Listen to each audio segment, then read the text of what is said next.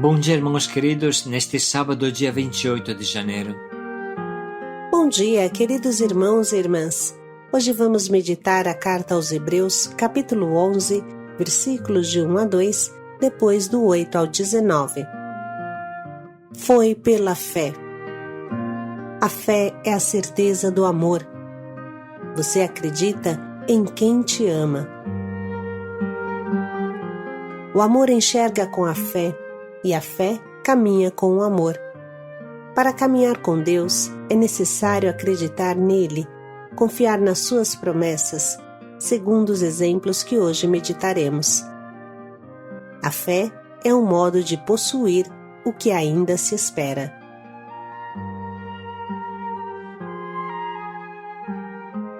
Leitura da carta aos Hebreus.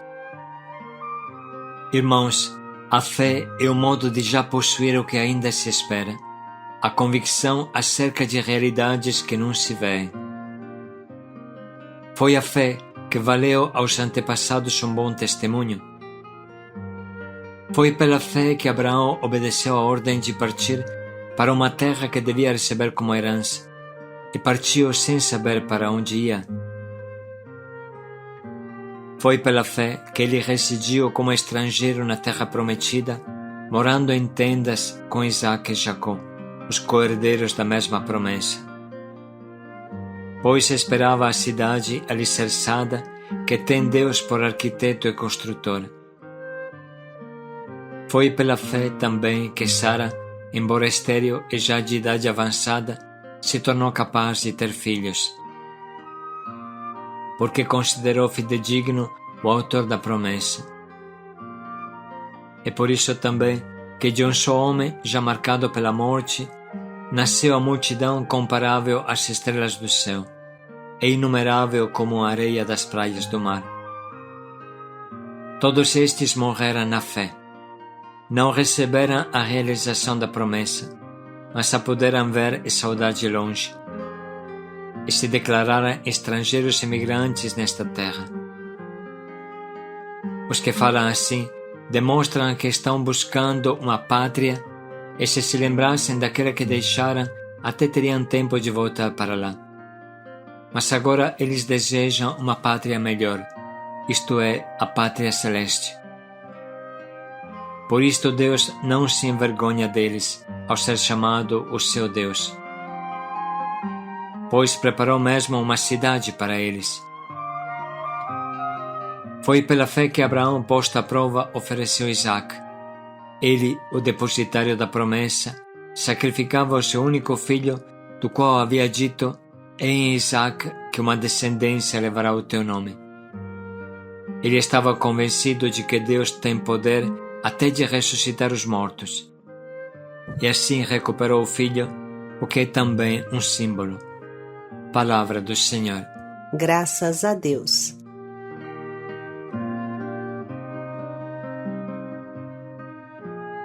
Hoje vamos refletir sobre esta palavra com a ajuda da encíclica Spe Salvi, do Papa Emérito Bento XVI.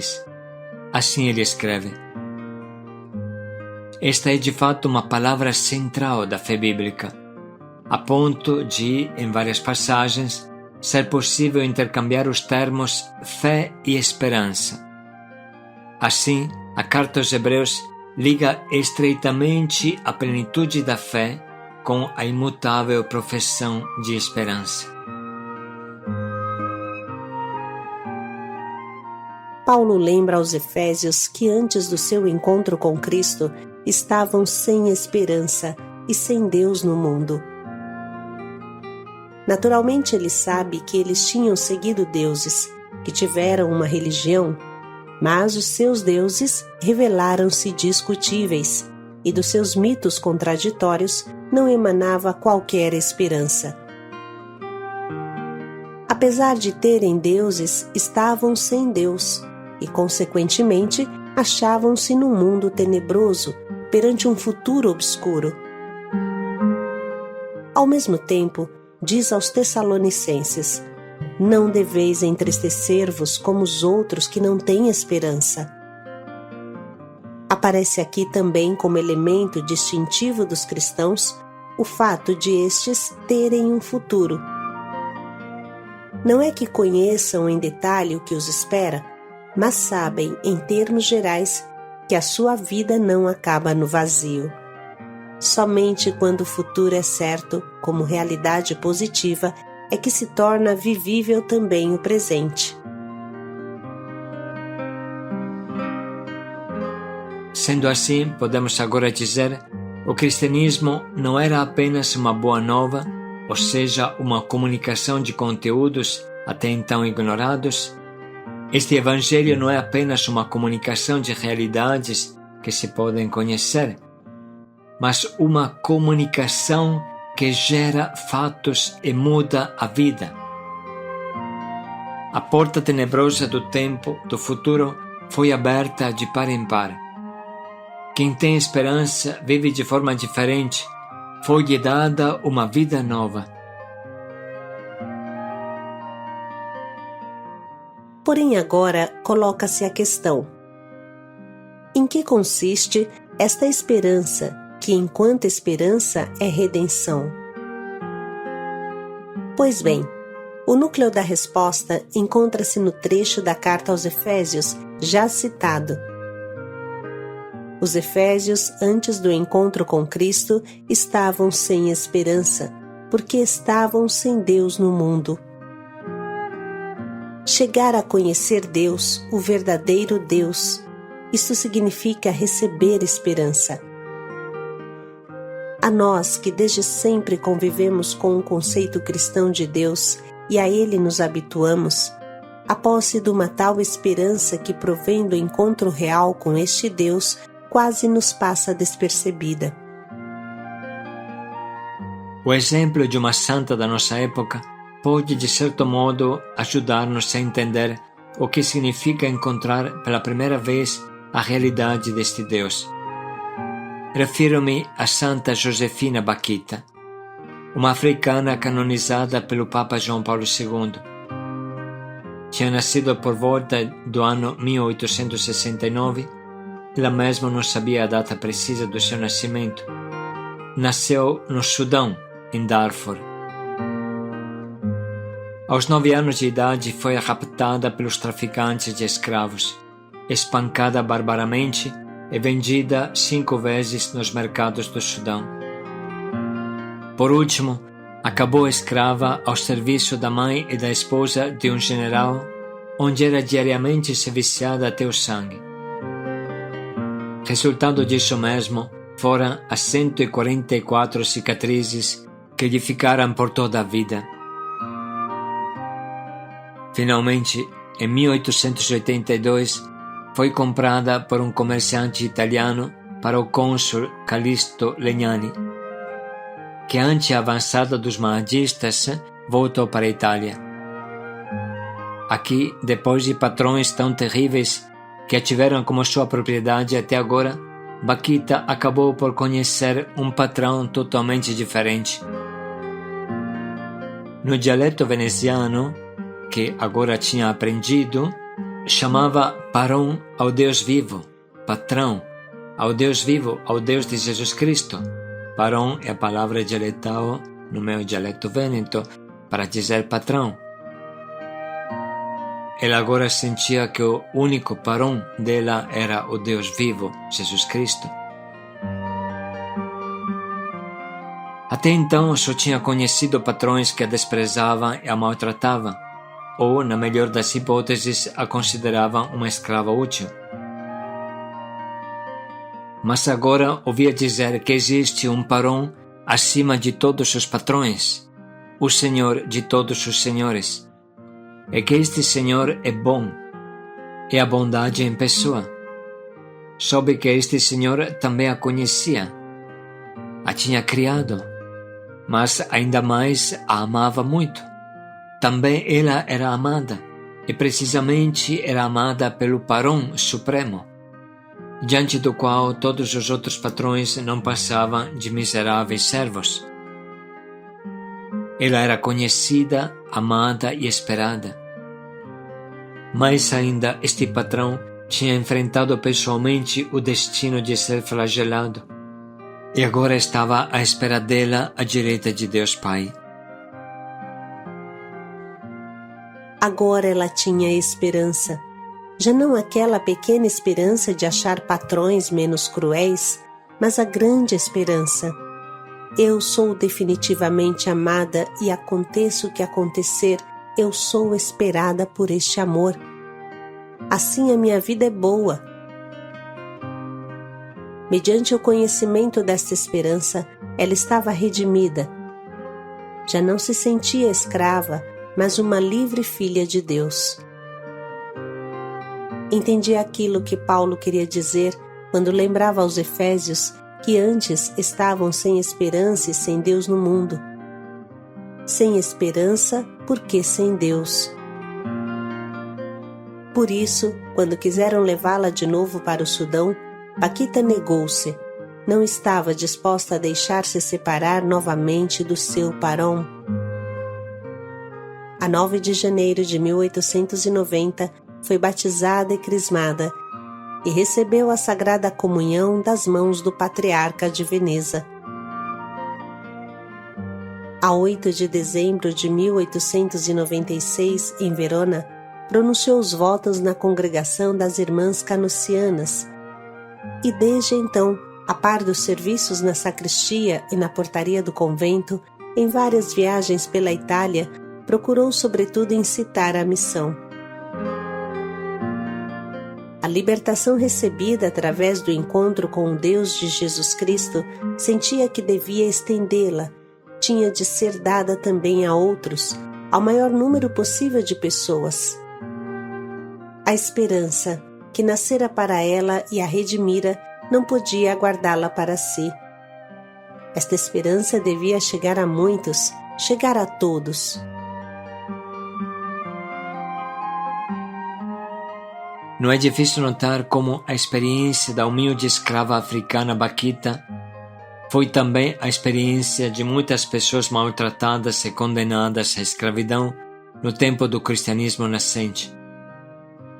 O cristianismo não tinha trazido uma mensagem socio-revolucionária semelhante à de Espartaco, que tinha fracassado após de lutas cruentas. Jesus não era Espartaco, não era um guerreiro em luta por uma libertação política como Barrabás ou Bar Kokhba. Aquilo que Jesus, ele mesmo morto na cruz, tinha trazido era algo totalmente novo. O encontro com o Senhor de todos os senhores, o encontro com Deus vivo e, deste modo, o encontro com uma esperança que era mais forte do que os sofrimentos da escravatura. E por isso mesmo transformava, a partir de dentro, a vida e o mundo.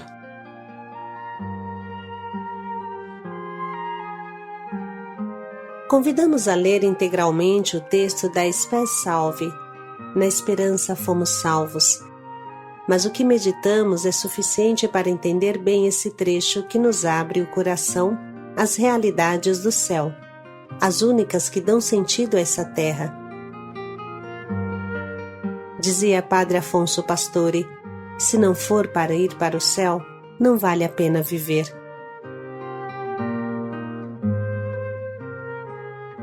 O número 1118 do Catecismo da Igreja sintetiza muito bem tudo o que estamos dizendo.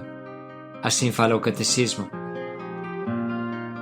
A virtude da esperança corresponde ao desejo de felicidade que Deus colocou no coração de todo homem. Assume as esperanças que inspiram as atividades dos homens, as purifica e as ordena para o reino dos céus.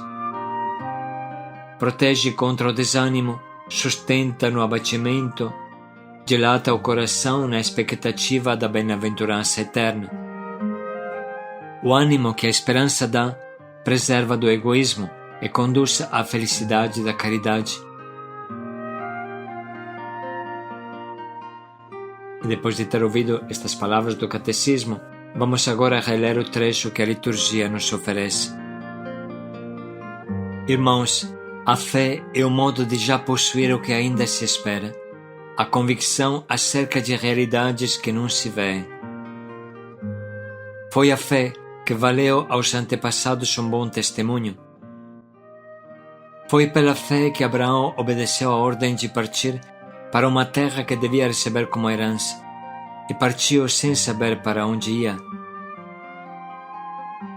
Foi pela fé que ele residiu como estrangeiro na terra prometida, morando em tendas com Isaque e Jacó, os co-herdeiros da mesma promessa. Pois esperava a cidade alicerçada que tem Deus por arquiteto e construtor. Foi pela fé também que Sara, embora estéril e já de idade avançada, se tornou capaz de ter filhos, porque considerou fidedigno o autor da promessa. É por isso também que de um só homem, já marcado pela morte, nasceu a multidão comparável às estrelas do céu, e inumerável como a areia das praias do mar. Todos estes morreram na fé. Não receberam a realização da promessa, mas a puderam ver e saudar de longe, e se declararam estrangeiros emigrantes nesta terra. Os que falam assim demonstram que estão buscando uma pátria, e se lembrassem daquela que deixaram, até teriam tempo de voltar para lá.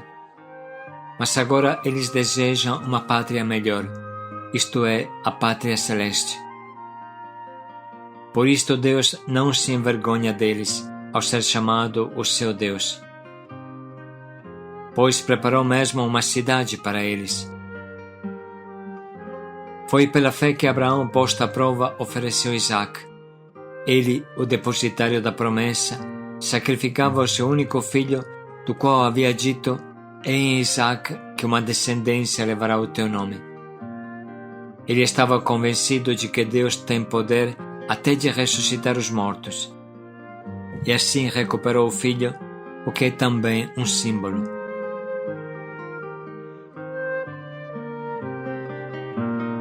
Vamos agora dedicar um minuto para sublinhar e anotar as frases que mais nos atingem.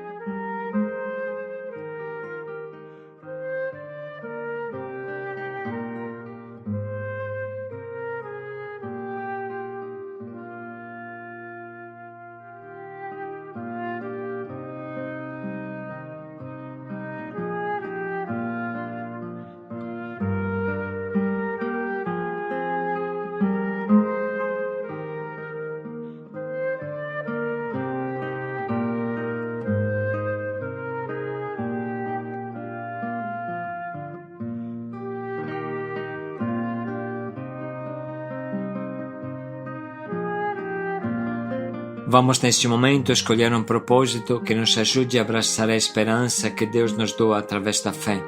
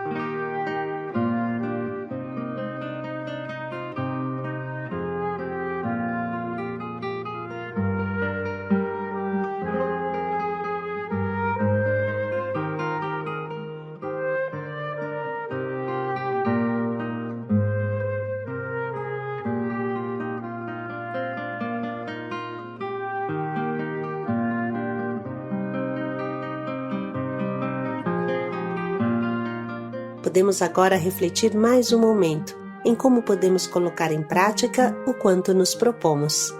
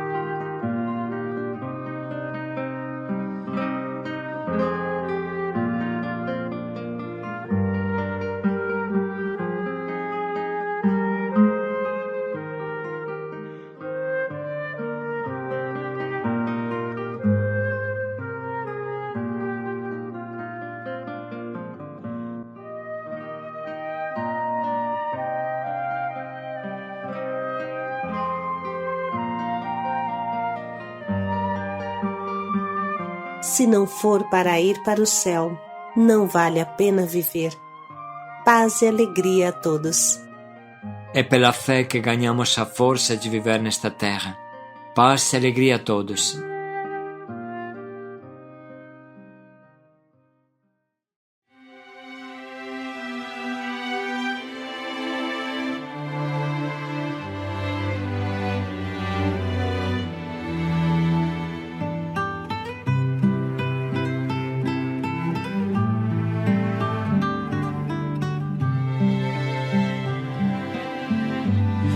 Mais perto já se pode ver a esperança chegando, sem as honras de um rei, sem carruagem, sem o brilho do ouro. O seu reino não pertence aqui, mesmo assim venha ele ouvir e lhe rendem louvor com mantos e com palmas. Vem, coroado ele vem, adorado ele vem, a ele a honra e a glória, toda a realeza, Cristo Salvador chegando está. coroado ele vem, adorado ele vem, já não se calam e proclamam sem cessar: Hosana.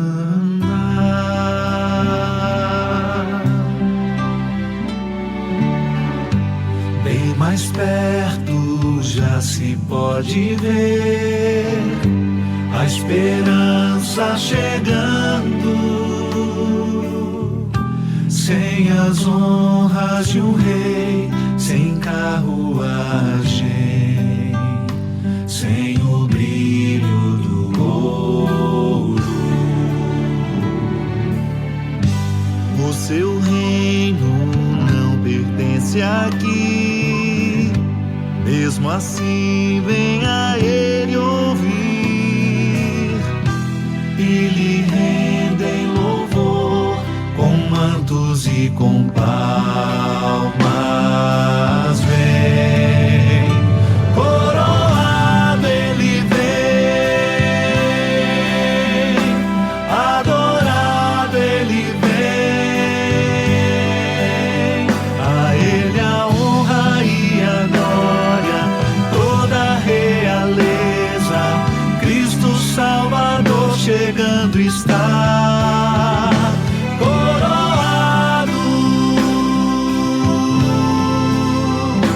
adorado,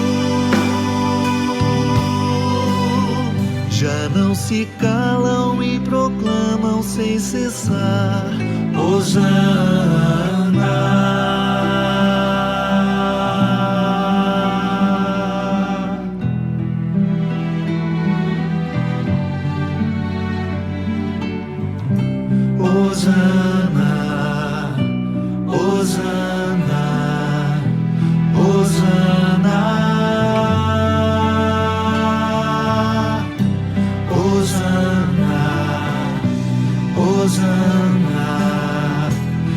Hosana.